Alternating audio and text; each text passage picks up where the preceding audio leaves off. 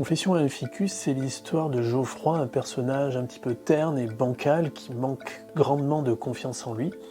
C'est un personnage mal à l'aise face à l'absurdité du monde du travail et qui rencontre des difficultés dans ses relations sociales, ses relations amoureuses ou familiales. Bref, Geoffroy est mal dans son époque. Et face à ce mal-être, Geoffroy va décider de tout envoyer balader. Et pour cela, il va se retrouver à ramasser des pommes dans une exploitation agricole. Il va aussi se lancer dans une psychanalyse assez absurde, ou encore se retrouver embarqué dans un projet théâtral hautement conceptuel. Et au fil de notre lecture, on va se rendre compte que peut-être que ce qui cloche chez Geoffroy, c'est peut-être tout simplement les autres. Mes tentatives pour donner un cours un tant soit peu satisfaisant ou raisonnable à mon existence ont échoué.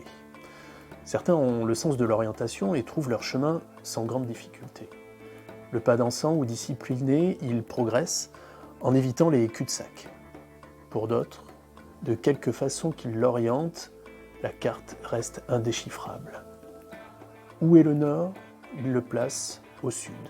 Et les voilà partis dans la mauvaise direction. J'appartiens à la seconde catégorie. Avec la meilleure volonté du monde, j'ai fait fausse route. Comme lorsqu'on prend un tourniquet dans le mauvais sens, et il n'est plus temps de rebrousser chemin. Confession à un ficus est un roman original, à la fois très drôle et caustique, piquant et tendre à la fois, écrit avec une certaine élégance et une certaine finesse.